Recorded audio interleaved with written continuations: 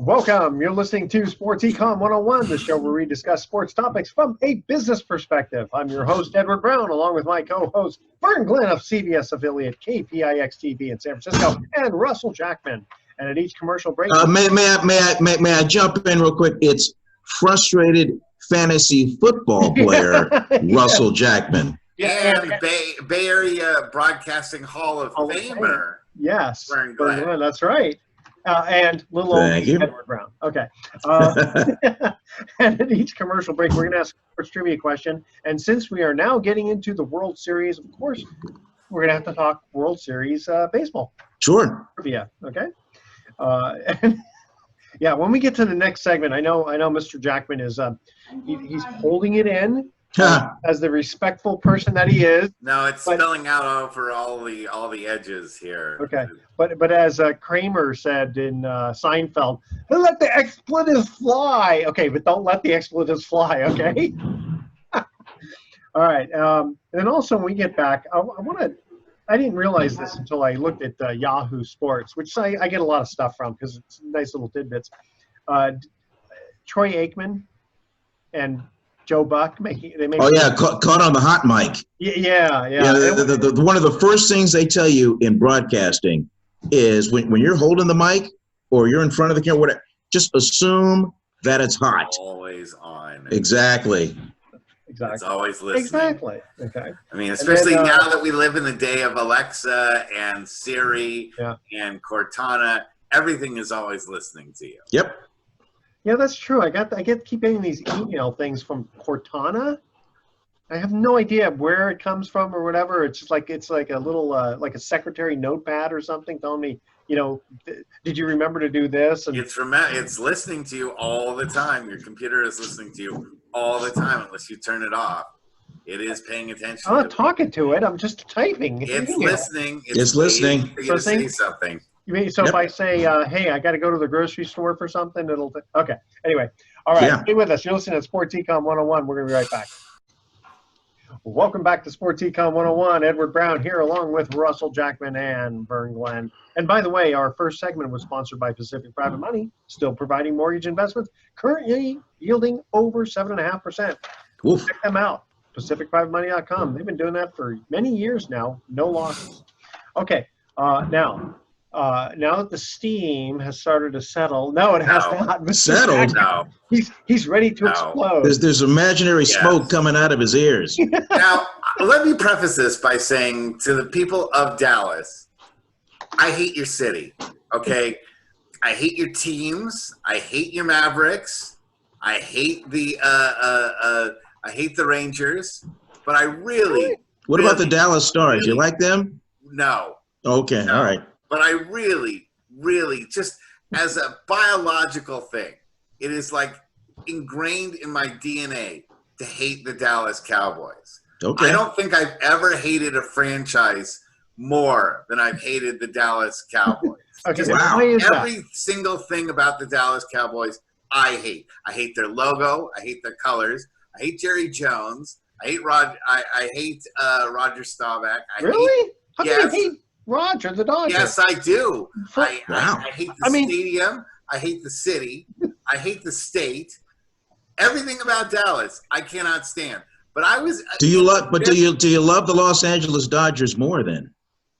Ooh. Ooh. Ooh. No, I don't. But it's a different sport. Okay, all right. Think about that. I can say this: there have been things in Los Angeles that I don't despise.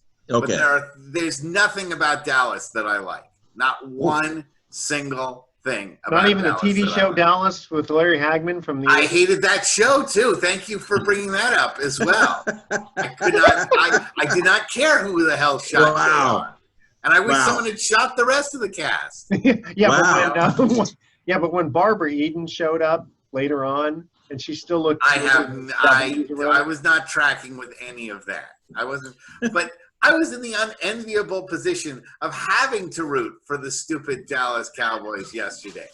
And all I needed, I had a 7-point lead going into the last minute and 49 seconds. Which, for the audience that has no idea You're talking what about the root of this rant is. Mr. Jackman is referencing the Monday night football game between the Dallas Cowboys and the Arizona Cardinals from a fantasy football standpoint. Please continue. Yes, because I'm the only person that plays fantasy football in the whole world, right? yeah. And my team was hovering on a 2-3 record. So I really wanted this game to go 3-3. I mean, when you're playing fantasy football, you only have a 14-week season. So, going 500 when you're like 6 games into the season is a pretty important part of where you're going, because by, a couple more weeks, if you don't have a 500 record, you're pretty much out of any kind of playoff contention. So I was really hoping that I'd get this win. And all I needed was 1 minute and 49 seconds to go by and for Kenyon Drake to not do anything big. I just said, as long as he doesn't get a touchdown, I'm fine. I'm fine. Okay? That was one of the most gutless, worthless, meaningless touchdowns in the history of the NFL. And Dallas literally just fell down and let him walk 60 yards. So in other words, Dallas let you down again. I didn't want them to let me down the first time. I didn't even want to root for them. But that level of gutlessness by Dallas to let that final touchdown how many times? I mean, again, obviously they're not going, okay, what's going to hurt or help Russell Yes, Jackson? they were. Yes, they were. If you see that play again, you can see it in their eyes. They're saying there are fantasy people that are going to be completely destroyed by this, and we don't care. We don't care. That's right. You're right. They don't. Effort whatsoever to tackle Kenyon Drake on that last play. None. It's funny. That reminded me way back in the 80s. I was in Reno, I think it was, and I'm not betting. I don't. For some reason, I was betting. Someone told me to bet on Duke for college sport. It was. I don't know if it was. I think we were.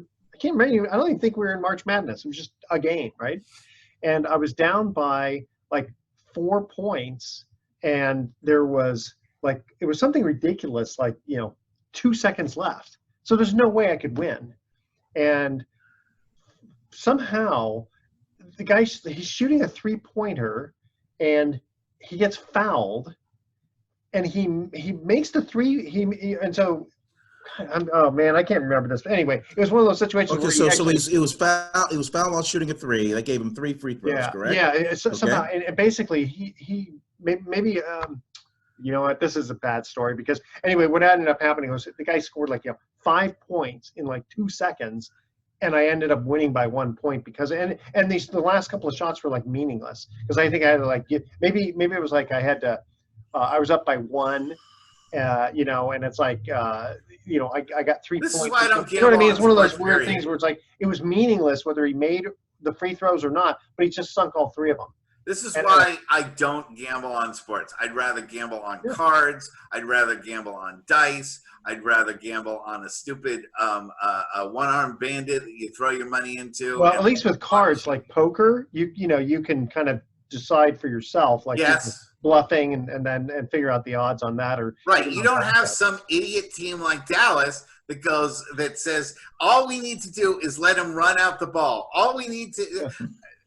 Even Arizona was saying we weren't expecting a touchdown there. We just wanted to get the game over with and run the ball out. They were just trying. It wasn't like it was a Hail Mary that they were trying to run up the score or anything like that. It was a simple handoff right up the middle that was destined to just be one of those plays that doesn't do anything. Well, nobody wants to get hurt. So all it took was Dallas to just grab the guy and tackle him. No effort was made. None. I have 2 things. First of all, hate's a strong word, but I love it. As a 2-time fantasy football champion myself, Mr. Jackman, I do feel your pain. Oh, I've won 4. I've won 4 titles. I once went one season where my first game I lost by 6 points, and then I didn't lose the rest of the season. So I had an unbeaten season all the way to championship. So I know what I'm doing when it comes to fantasy football. But when I see a team like that, the only solace I got from the entire thing yesterday was after they showed that play, they showed a guy in the stands with his girlfriend, and he was crying. He was actually crying, and his girlfriend was trying to console him. Yeah, but was he crying about? Was it just because they got blown out, or because you think he also had a fantasy football situation? Probably. But after Dallas what this guy paid just to get into that stadium, just think of what he shelled out, and then he saw a performance like that. Well, what are they charging now to go to Dallas? It's too much. I mean, just think of all the parking, the ticket, just think of all of that. And then when Dak Prescott out, it's like, even when he was there, for this last few games, they weren't a good team. Yeah, but the chances are he bought all that before Prescott even got hurt. So he had those tickets coming. Yeah. I wonder. It's like go on look on Craigslist and see what kind of scalping is going on for tickets and that sort of thing. And I think it's the same case as the Kansas City Chiefs. The most senior of the ticket holders get dibs on those tickets to the game because it's only X amount capacity allowed. But you also have to keep paying for those tickets because if you stop paying for those tickets, they'll put those back in circulation. So a lot of people are kind of held captive and have to keep paying for their season tickets. Even because they don't want to lose their priority. Although after this year, if I were a Dallas Cowboys fan, I'd toss that stuff in the garbage. First trivia question. I'm talking World Series. What player holds the record for the most World Series home runs? That's our trivia question. And by the way, the one time back in 1981, I think it was, a seat on the stock exchange, because the stock market was so bad, it sold for a pack of cigarettes. And then about years later, it was worth $250,000, and now it's worth probably $1 million. All right, stay with us. Wow. Sports Econ 101. We'll be right back. Welcome back to Sports Econ 101. One more time. Edward Brown here, along with Vern Glenn and our explosive Mr. Russell Jackman. First trivia question. If you don't have emotion about sports, then what good is it?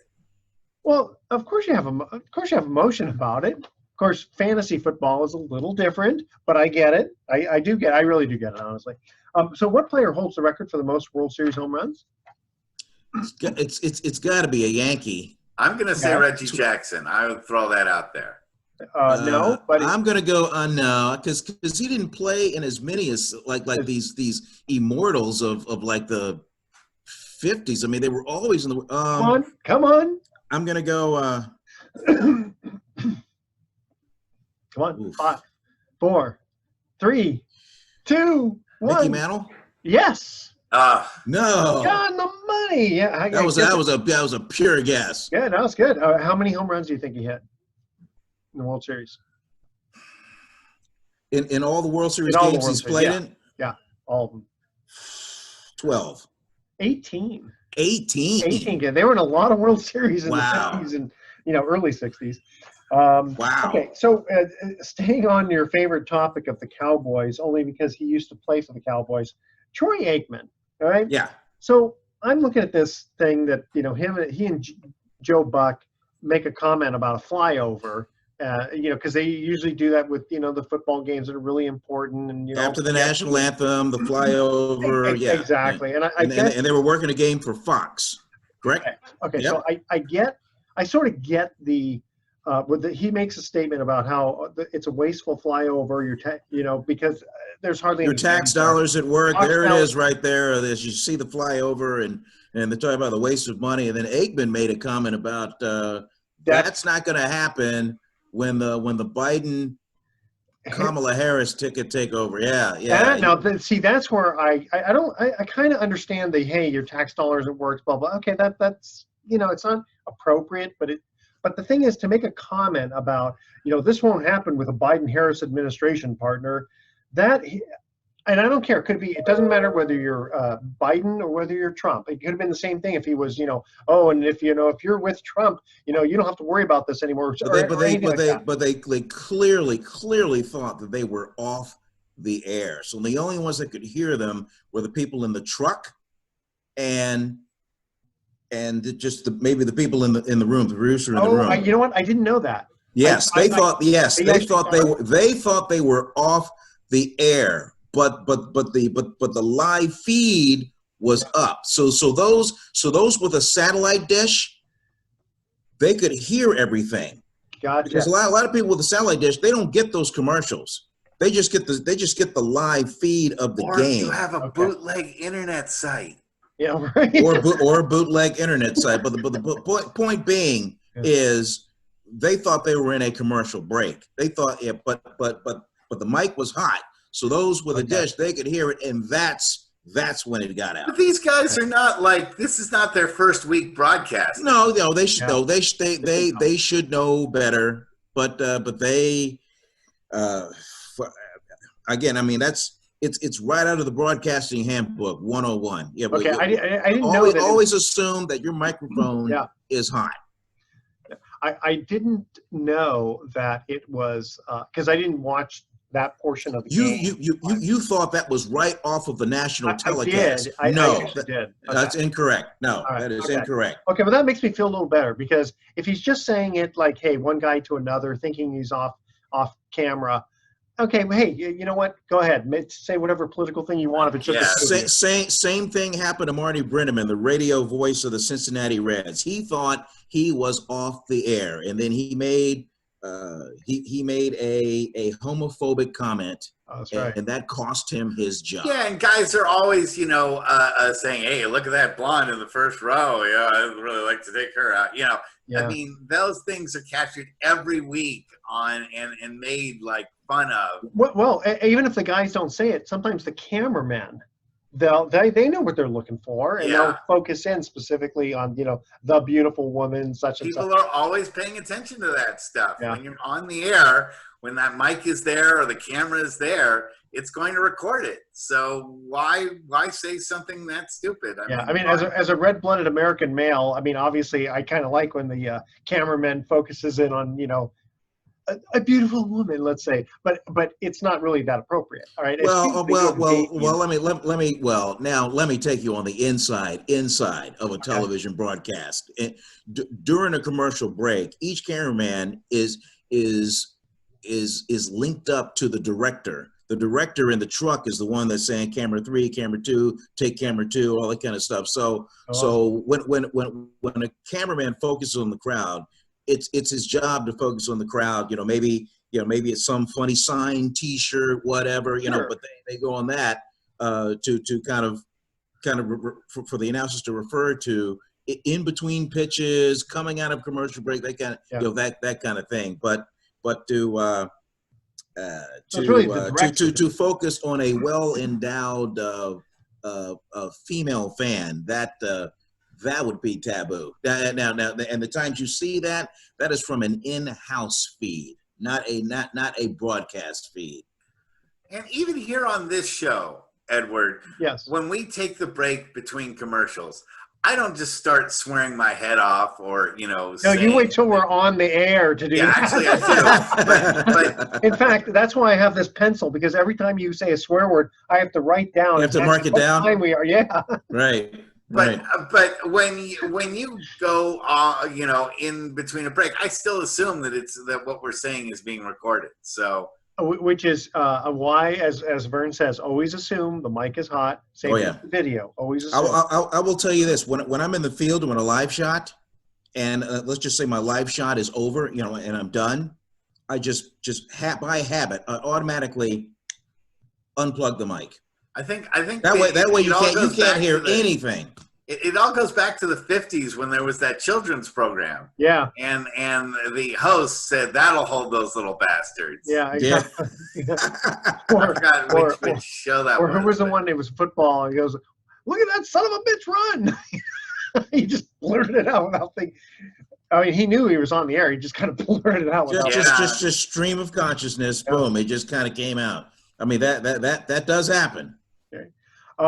Staying with football a little bit here, Antonio Brown eligible to practice and play in 2 weeks. What's the deal with this?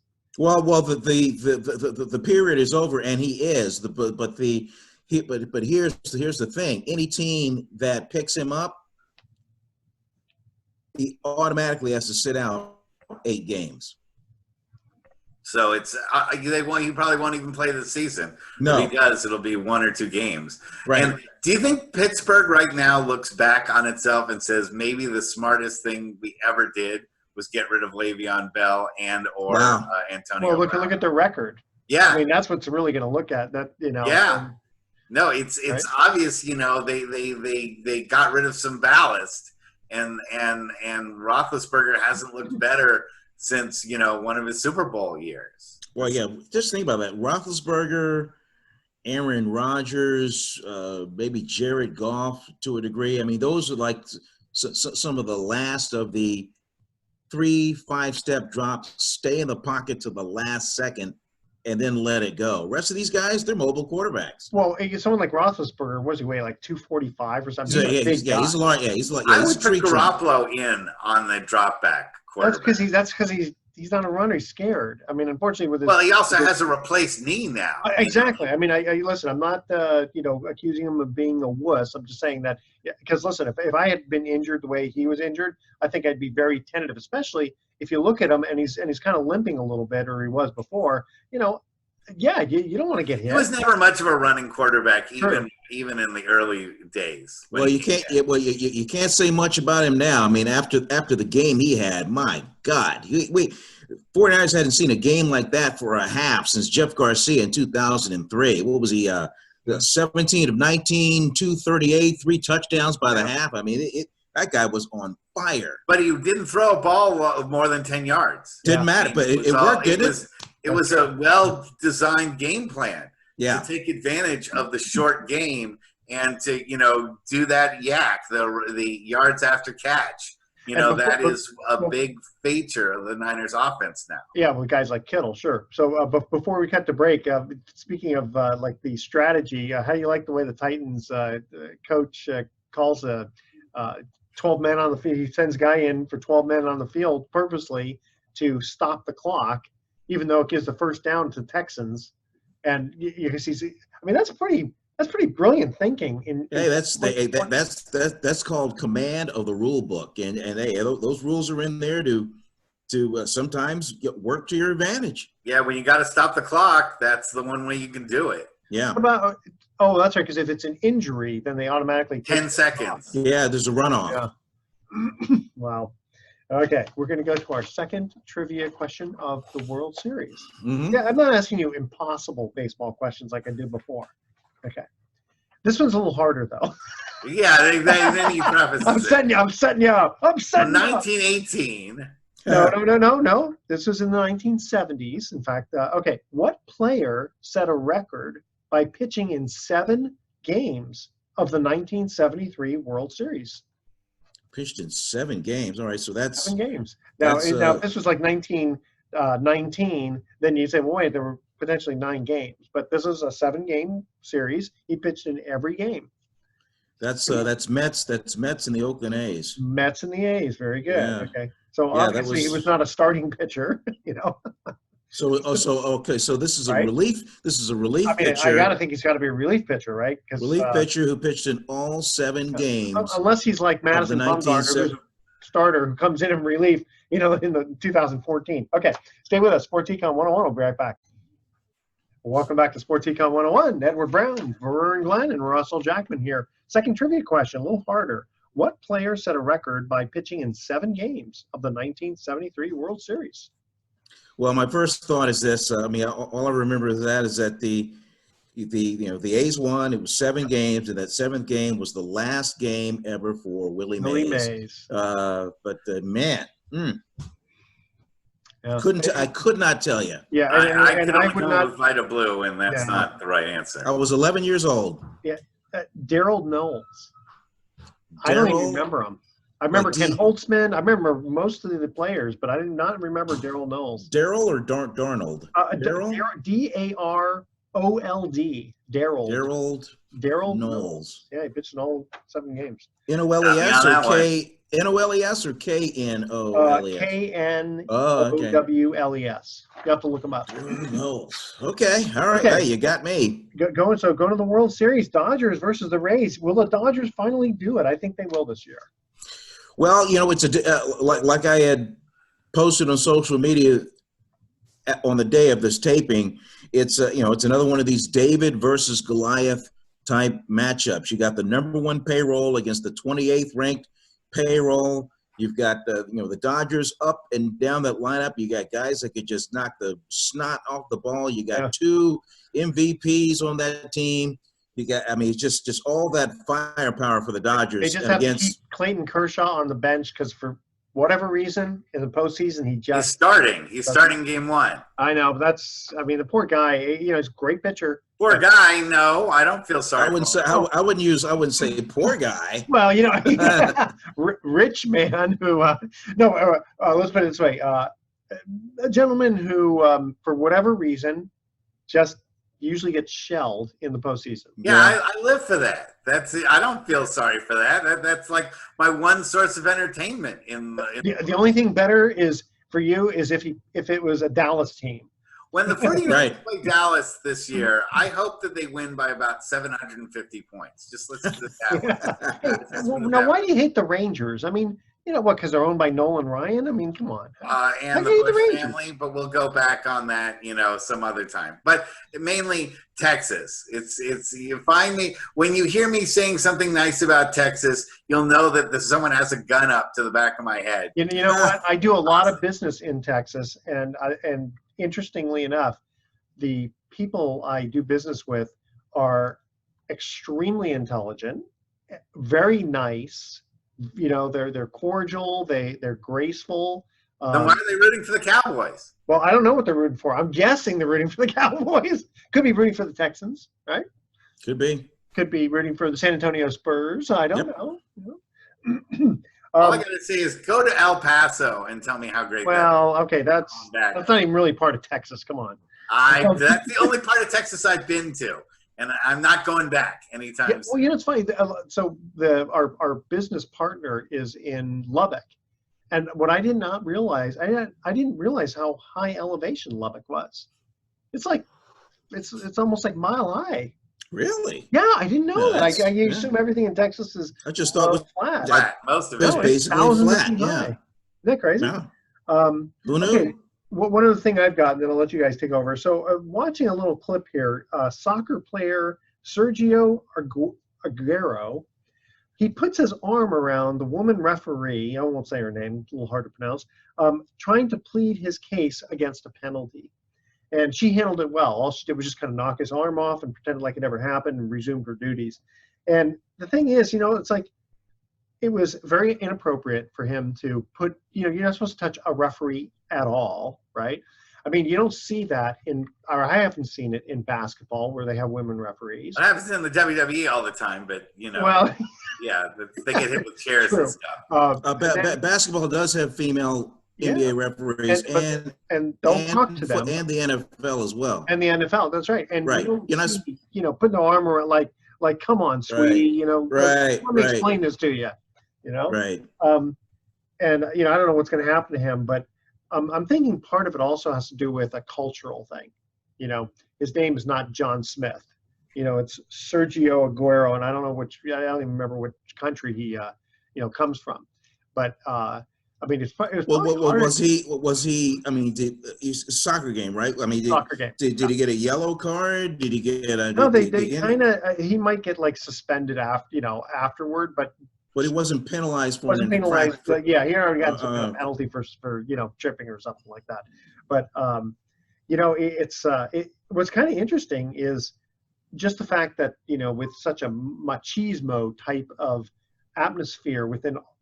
Generally those countries that are big into soccer, it's kind of interesting that they even have women referees, you know what I mean, at least so early on. Now, I'm not saying that they shouldn't have them, but I'm kind of surprised, let's say, that they are respectful enough in the sport to have the women referees for that kind of a culture who basically looks down on women. Yeah, because they don't just play in that one country. They play around the world. Well, that's the world sport. So get used to the rest of the world, guys, because the rest of the world doesn't do that to their women. So yeah, Australia, Canada, Great Britain, us, but a lot of the Latin American countries get used to it. I agree. I think it's a good thing. I guess I'm kind of I'm surprised that they came along so quickly. I guess that's maybe what I'm getting Where at. are they going to go? I mean, you want to go back to the 1500s and I don't want to do that. Take these women into their property or something like that. I mean, that's the only option you have right now. So I'm glad that they're. Yeah, I mean, I'm glad that they did it. To, but, modern world. You know, what's funny? I was thinking about how you know, they're changing some of the rules about, you know, men and women's sports, and like some of these college people, the guys are kind of going, listen, hey, you're changing. I want to compete against women in various sports. And they're kind of going like this, you know, way, and going, well, how do we tell them they can't play? You know? What sport are you referring Well, to? so there's ones where, let's say, men who have, quote, transitioned to women, or okay, Or transgenders. or just men or transgenders, or, you know, they're getting to a point where they're almost going, well, there's really no difference between men and women, so we've got to let them all sort of compete. And it's terrible for women's sports, because, you know, physically men are just going to be, on average, stronger and faster and all this other stuff. And so it's kind of weird, because there's all this, you know, quote, liberalism to be able to, you know, say, oh, everyone should be on the same playing field, blah, blah, blah. But then what you're doing, those same people are usually the ones who are for women's rights. And yet now it's hurting women's rights, because now, you know, you have a situation, let's say basketball, right? You get some good college basketball male player who's 6'10", who maybe isn't good enough for the NBA, and he goes, you know what, though? I'm going to play in the WNBA, and I'll dominate. You know what I mean? By becoming a woman to play in the WNBA? No. Just say, you know, it's getting to the point now where it's like they're making so much an easy, like, there's really no difference between men and women, like, you know, gender bathrooms and stuff like that.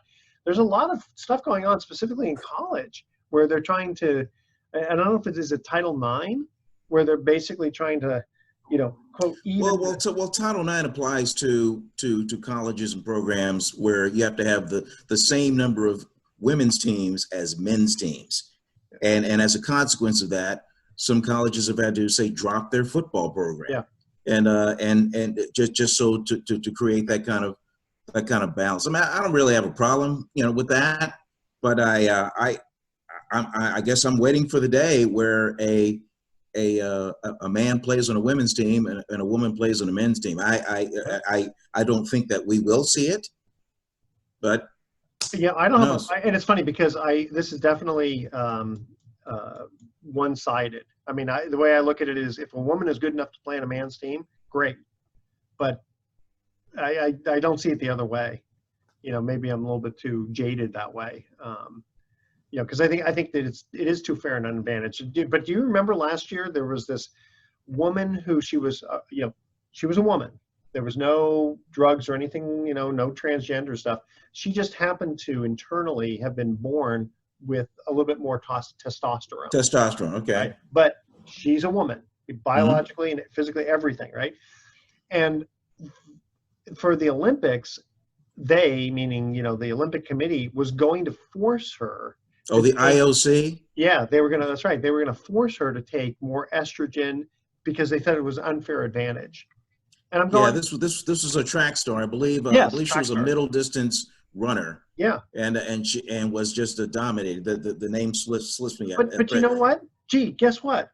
Michael Jordan just happens to be exceptionally a good basketball player. So do I get to kind of go, well, no, you know what? You got to play on your knees, because I want to be able to compete, right? I mean, hey, how come I don't get to play for the Golden State Warriors? I mean, I want to, but A, nobody wants to watch me.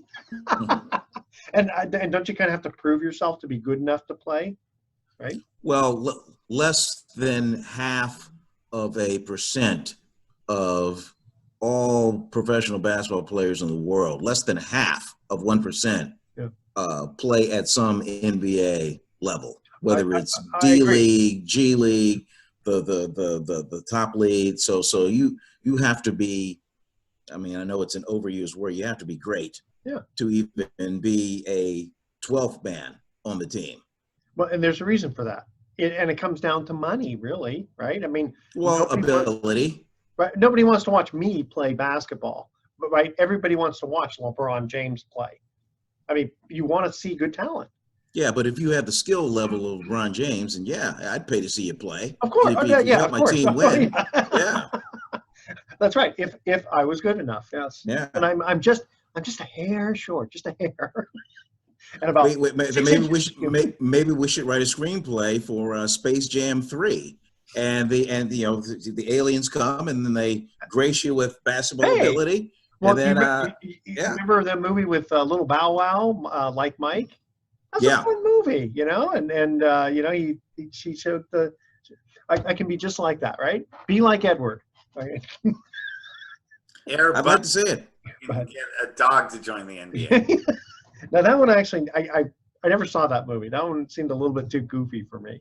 Did you like it? Did your kids like it? It was more of a kid's thing. Yeah, of course. Yeah.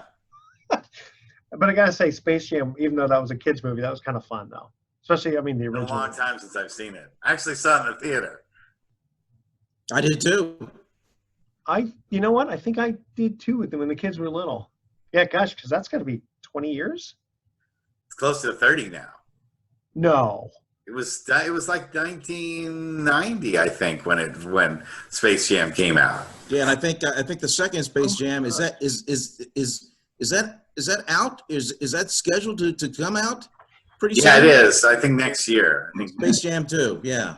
I don't know. It's going to be hard to keep up with the same level of the players. You know, I don't know. This is something about the you know, guys like Jordan and stuff like that that just really kind of set it apart. Hey, here's our third trivia question. This hour went very fast. World Series. Who holds the record for the most innings pitched in a single World Series game? Most innings pitched in a single World Series game. Okay, game. so this has to be going way back, right? I mean, this was the starter that just did not come out of the game, right? Okay, all right. Very good. Okay, Very all right. good. Yeah. All right. And you know he didn't play for Sparky Anderson because he had a quick. No. You know? No. Wait a minute. That's 2 pitches.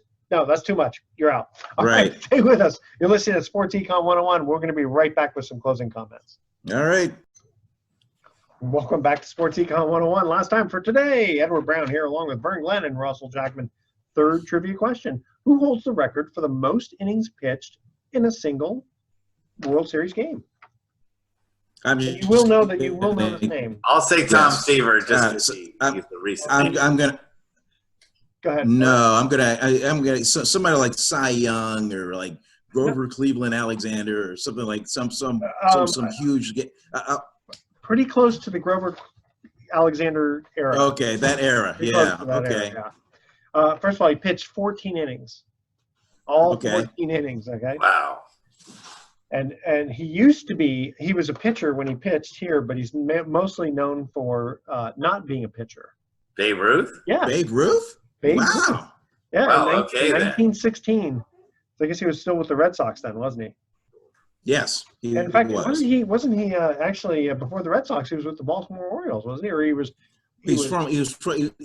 born in Ellicott City, just outside of Baltimore. Yeah, but I mean, that's where the legend began. Yeah. I do not believe he was an actual Oriole before the Red Sox. Yeah, he was. I think. Yeah. Was he? I think he was actually. Wow. I'll have to fact check that one. Okay. Or he at least was commissioned by the Orioles and maybe immediately shipped off to the Red Sox. 1914, I think, was when he first started with the Red Sox. Okay, thoughts for the day. Why do they call it rush hour when nothing moves? No one goes anywhere. Yeah, exactly. Of course, nowadays with COVID, there's a little less rush hour traffic. And one time I was asked to name all of the presidents, and I thought, they already had names. Very funny. You like that one? Very funny. Tune in next week to Sports Econ 101. We're going to be discussing sports topics from a business perspective and asking more sports trivia questions, which, by the way, George Washington was the first president who never had to worry about, what kind of administration handed him any bad stuff, right? Oh, yeah. All right. Thanks for listening. And Babe Ruth never played for the Baltimore Orioles. Okay, well, I knew he was from Baltimore. Yes, Space Jam is from 1996. Okay. There you go. Thanks for listening. On behalf of our team, I'm your host, Edward Brown. We'll see you next week. All right, America. Adios.